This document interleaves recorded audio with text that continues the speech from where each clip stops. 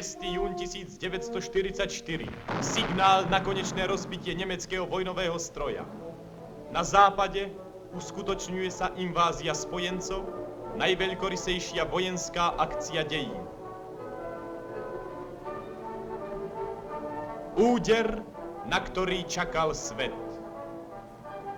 Zo všetkých strán sype sa na Nemcov skaza. A pod týmito ranami rúcajú sa nemecké opevnenia jedno za druhým.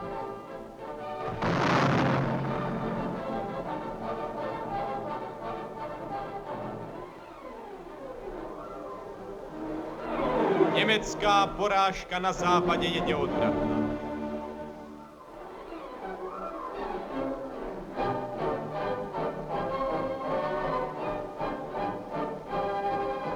Súčasne z východu v ťažkých a dlhých bojoch zocelené najmohutnejšie vojenské teleso sveta, Červená armáda, vybalila sa na fašistických pažravcov.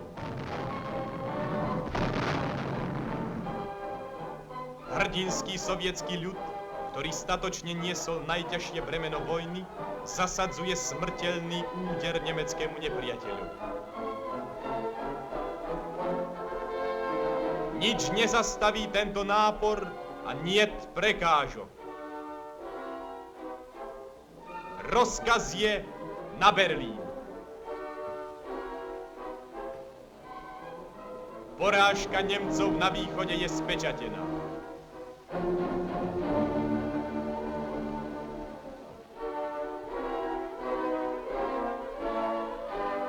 Deň oslobodenia utláčaných národov sa blíži.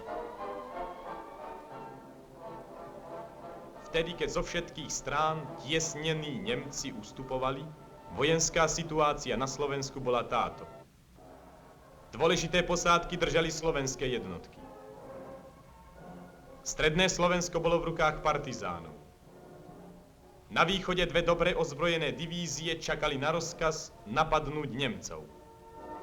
Slovenský ľud pochopil, že nadišiel historický okamih, aby ozbrojene povstal proti nenávideným okupantom a proti režimu, ktorý potláčal jeho slobodu.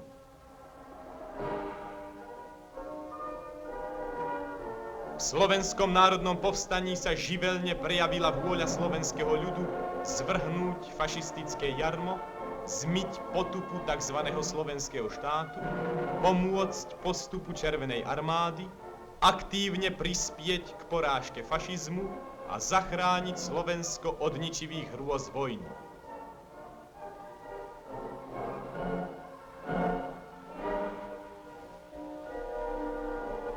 A tak na sklonku leta 1944 tiahnu tisíce slovenských ľudí, partizánov a vojakov do oduševneného boja za obhájenie cti slovenského národa.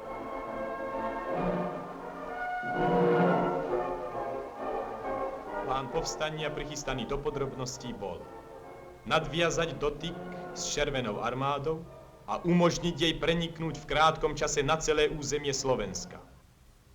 Ale keď už Hitlera opustili všetci Quislingovia, Tiso ostáva ďalej verným a pokorným sluhom.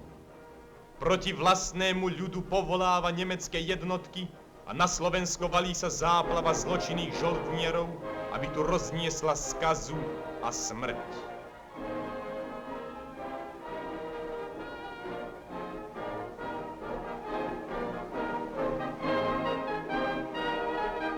Boli spokojní, keď nemecká soldateska zachraňovala ich rúcajúcu sa moc pálením slovenských dedín a miest, nesmiernym tríznením a vraždením slovenských ľudí.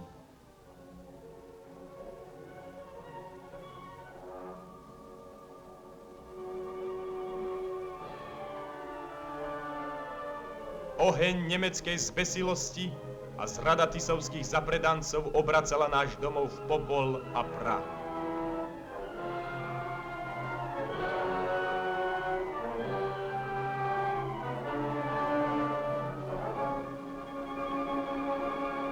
Zdanlivo sa podarilo potlačiť povstanie.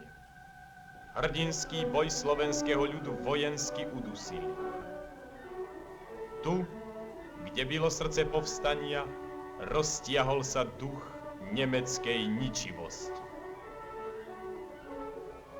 A zatiaľ, čo zástupy udatných bojovníkov tiahli do zajatia, prichádza Tiso pod nemeckou ochranou do Banskej Bystrice korunovať dielo svojej hanebnej zrady. Na tento deň, keď pod zástavy našich úhlavných nepriateľov prišiel osláviť tragédiu slovenského ľudu, nikdy nezabudneme. A sotva stačila uschnúť na uniformách SS-ákov krv slovenského vojaka, už sa ich dotkli ruky kňaza Tisu. Vyznamenáva Zatelgard, Haburu a desiatky slovenských lidíc. Vyznamenáva zastrhnuté mosty a rozvrátenú dopravu.